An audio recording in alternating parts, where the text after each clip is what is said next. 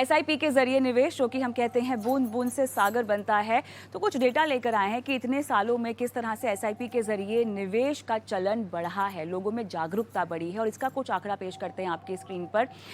2017 से अगर हम देखें तो इनफ्लो जो है आप देख सकते हैं किस तरह से बढ़ा है। 2017 से लेके मार्च 2020 तक, जहां पर 17 में लगभग 4335 करोड़ का इनफ्लो था, वो बढ़कर 8641 करोड़ का हो गया है। इसी डेटा को हम आगे बढ़ाते हैं क्योंकि पैंडेमिक के दौरान, महामारी के दौरान हमने देखा है कि लोगों में निवेश को लेकर जागरूकता बढ़ी है और ये बात हम सबको पता है। और उसके बाद आप देखिए कितनी तीव्रता से जो है इनफ्लो एसआईपी के जरिए जो निवेश है उसमें बढ़त आती हुई दिखाई दी है। मार्च 2021 जहां पर 9182 करोड़ का इनफ्लो दिखाई दिया है, सितंबर 2023 में आप देखिए यही आंकड़ा है 16,000 करोड़ के पार पहुंच गया है। यही बात इस बात को बताती है, समझाती है किस तरह से लोगों ने निवेश का महत्व समझा है और एसआईपी का महत्व समझा है।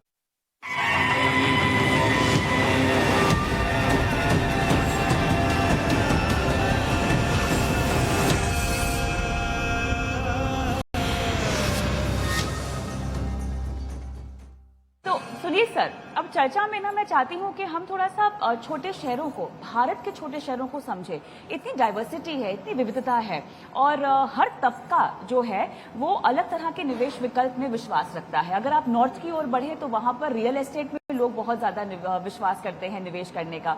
साउथ की अगर आप जाएं तो आपको तो पता ही होगा, वहां पर भले ही इक्विटी को लेकर जागरूकता है, लेकिन फिर भी जो आपके फिक्स इनकम इंस्ट्रूमेंट है, फिक्स डिपॉजिट हो गया, वहां पे भरोसा थोड़ा ज्यादा है। और सोना वो तो मैं भूल ही नहीं सकती, है ना। तो अब मुझे ये बताइए कि अलग अलग जगहों की क्या क्या समझ है निवेश को लेकर, उनकी प्रेफर्ड और सबसे कंफर्टेबल एसेट क्लास कौन कौन सी है और उसमें क्या चेंज, क्या बदलाव आप देख रहे हैं? देखिए, हम 10 साल पहले से शुरू करें ये बात को, तो जमाना था डिमॉन के पहले। हाँ। इकोनॉमी था ज्यादातर कैश बेस्ड इकोनॉमी, जो और इनफॉर्मल सेक्टर में काम चल रहा था। तो कैश बेस्ड इकोनॉमी, पैसा निवेश करने के लिए रियल एस्टेट और गोल्ड सबसे सही अच्छी मौका है, क्योंकि कैश लेके आप जाके कुछ गहने खरीद सकते हैं या कोई लैंड भी खरीद सकते हैं। तो ज्यादातर सोच उसमें थी। तो मैं कहूंगा कि डिमॉन से ये चेंज शुरू हुआ कि पहली चीज, डिमॉन के कारण कैश इकोनॉमी में थोड़ा धक्का आया, सेम जीएसटी का इन्वॉल्वमेंट आया। फिर मैं कहूंगा कि जैम जो कहते हैं, जनधन आधार मोबाइल, इसकी जो कॉम्बिनेशन लेकर और उसके ऊपर यूपीआई। अब कोविड के पहले और कोविड के बाद, आपने कोविड का बात उठाया आपने, तो उसमें देखें तो 10 गुना यूपीआई ट्रांजैक्शन बढ़ चुकी है। आज एक चाय वाले से लेकर एक सब्जी मंडी में आप यूपीआई के थ्रू पे करते हैं। तो इसमें खास चीज क्या है कि वो बैंक अकाउंट में चला जाता है। तो पूरा का पूरा पैसा जो कैश में रहता था, आज वो बैंकिंग सिस्टम की ओर आ रहा है। वो पहली चेंज जो स्मॉल इंडिया में हो रही है।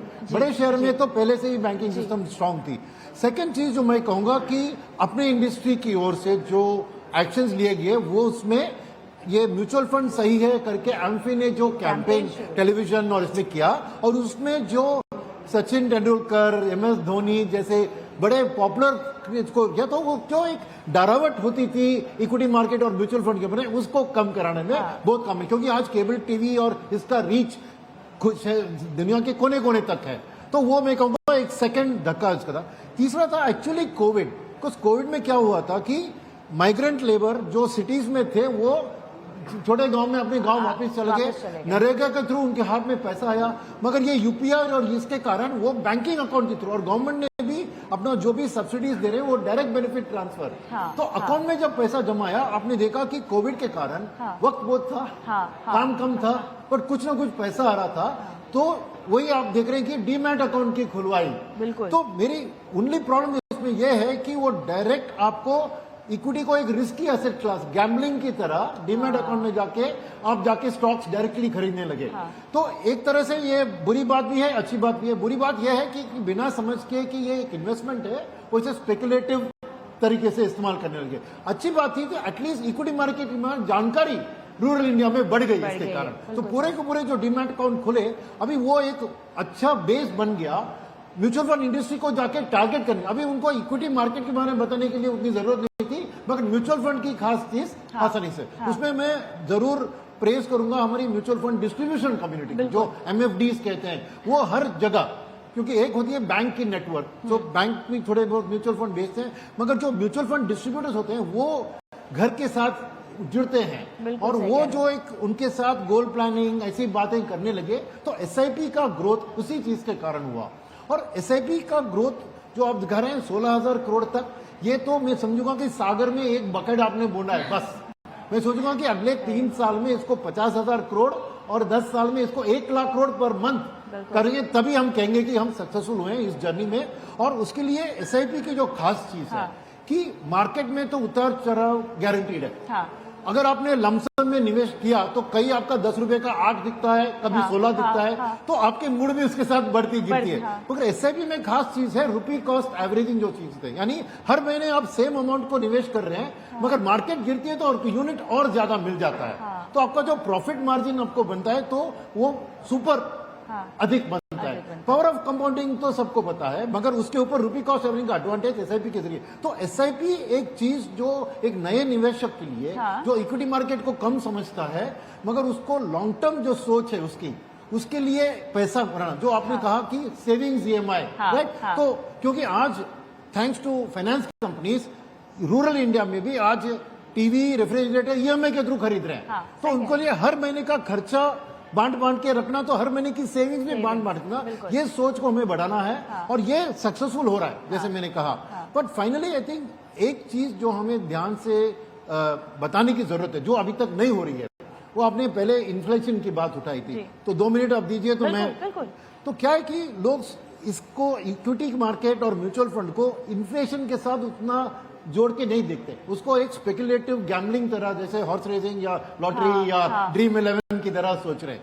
तो वो सोच के बदलने के लिए फर्स्ट उनको अपनी लॉन्ग टर्म सोच के लिए महंगाई के बारे में, क्यों इक्विटी मार्केट और म्यूचुअल फंड महंगाई से आपको बेटर रिटर्न दिलवा सकती है, इसका एक बेसिक अंडरस्टैंडिंग आप समझे कि हर व्यक्ति को महंगाई कैसे उसके ऊपर असर पड़ती है। मैं मोटरसाइकिल आज दे रहा हूं 1 लाख में, अगले साल 1,20,000 हो रहा है, राइट। बट ये सोचिए कि अगर आप उस मोटरसाइकिल कंपनी के ओनर बन गए, क्योंकि आपको जो 20,000 का महंगाई आपको हिट कर रहा है किसी ना किसी का प्रॉफिट पे जा रहा है ना।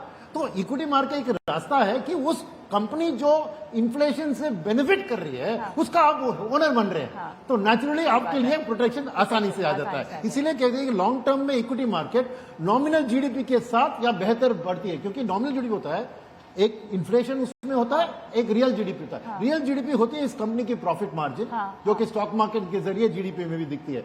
इन्फ्लेशन तो उसके साथ उसके ऊपर आ जाता है। तो इसलिए आप मान लीजिए कि 10, 15, 20 साल के टाइम अगर ले लेना, छोटी टाइम फ्रेम में आपको उतार चढ़ाव हो सकता है, मगर एक 15-20 साल अगर सोचेंगे तो जरूर आप देखेंगे हर देश में, मैंने देखा चाइना, साउथ कोरिया, इंडिया, हर देश में कैपिटल मार्केट की ग्रोथ नॉमिनल जीडीपी ग्रोथ से बेहतरी आती है। तो इसलिए मैंने कहा था कि ये गारंटीड लॉन्ग टर्म में आपको इन्फ्लेशन को बीट कर सकता है। ये सोच हमें रूरल इंडिया में पहुंचाना है, बिकॉज उनको ये नहीं समझ नहीं आती है। तो मेरे ख्याल अगर ये करेंगे हम कि इन्फ्लेशन को कैसे इक्विटी मार्केट और म्यूचुअल फंड बीट करती है, ये वाला एक मैसेज हम रिपीटेडली उसको ड्राइव इन करेंगे ना, तभी उसका हम एक्सप्लोसिव ग्रोथ देख सकते हैं। वैसे तो आज एग्जीक्यूशन में बहुत बड़ा बदलाव आ गया। पहले तो आपको पेपर में लेकर इतने साइन, अपनी फोटोकॉपी, ये वाला, अब बिल्कुल आधार के कारण क्या हुआ कि आधे घंटे में आपका केवाईसी बन सकता है। और एग्जीक्यूशन भी ना, जो स्टॉक एक्सचेंज के प्लेटफॉर्म है, संजय भाई के उनके कंपनी की भी प्लेटफॉर्म्स है, बहुत सारे प्लेटफॉर्म, हमारी इंडस्ट्री की भी एमएफयू, तो सीमलेसली विदाउट पेपर पेन कुछ कहिए बिना आप आज एग्जीक्यूशन यानी आपकी केवाईसी के जरिए निवेश भी कर सकते हैं। ये जो आसान चीज हुई है, पहले 10 साल पहले ऐसा नहीं था, बहुत मुश्किल था निवेश करना। तो आई थिंक मैं समझता हूं कि आज मौका सभी सही है कि ये डिजिटलाइज भी हो गया, सब हो गया, बस आगे बढ़ना है। जानकारी उनको देनी है कि इक्विटी मार्केट इन्फ्लेशन को बीट कर सकता है, और म्यूचुअल फंड का खास चीज यह है कि एक वो डाइवर्सिफाई करती है, क्योंकि किसी एक सेक्टर के ऊपर आप डिपेंड करके पूरी 10-20 साल बिता नहीं सकते। तो डाइवर्सिफाई करने से आपको एक प्रोटेक्शन डाउन साइड का मिलता है, बट अपसाइड भी इतना गिव अप नहीं करते। दूसरी चीज होती है एक्सपर्टीज, जैसे पाटिल जी जैसे सीआईओज होते हैं, वो स्टडी करते हैं, रिसर्च करते हैं कि ये कंपनी की ग्रोथ अगले 5 साल 10 साल में कैसी रहेगी, और अच्छी कंपनियों की चुनना, जो एक ऑर्डिनरी निवेशक के पास उतना डेटा नहीं आता है, उसको कंफर्ट नहीं आता है, वो म्यूचुअल फंड उसको दिलवा सकती है। इन समरी हम ये सब चीज करेंगे तो रूरल इंडिया में मैं समझता हूं कि रेट ऑफ ग्रोथ, अभी संजय भाई ने कहा कि उधर बड़ा पैसा उतना नहीं है, बट हम देख रहे हैं हमारे काउंटर्स में कि बड़ा पैसा छोटे शहर से भी आ रहा है। अच्छा। क्योंकि क्या हो कि इंफ्रास्ट्रक्चर डेवलपमेंट के कारण, हाँ। राइट, लोग ने अपना लैंड को गवर्नमेंट को दे दिया, हाँ। रेलवे रोड के लिए, तो वो पैसा उनके बैंक अकाउंट में भरपूर आ रहा है। आज करोड़पति कुछ नहीं है इन रूरल इंडिया, तो पैसा बहुत उधर भी पड़ा है। क्या है कि प्रॉपर्टी से उनका सोच को हटाकर हमारे म्यूचुअल फंड उसको बिल्कुल, बहुत खूबसूरती से आपने पूरा मामला सामने रखा और समझाया कि कहाँ कहाँ जटिलताएं थी निवेश को लेकर छोटे शहरों में, जो कि अब आसान की जा रही है।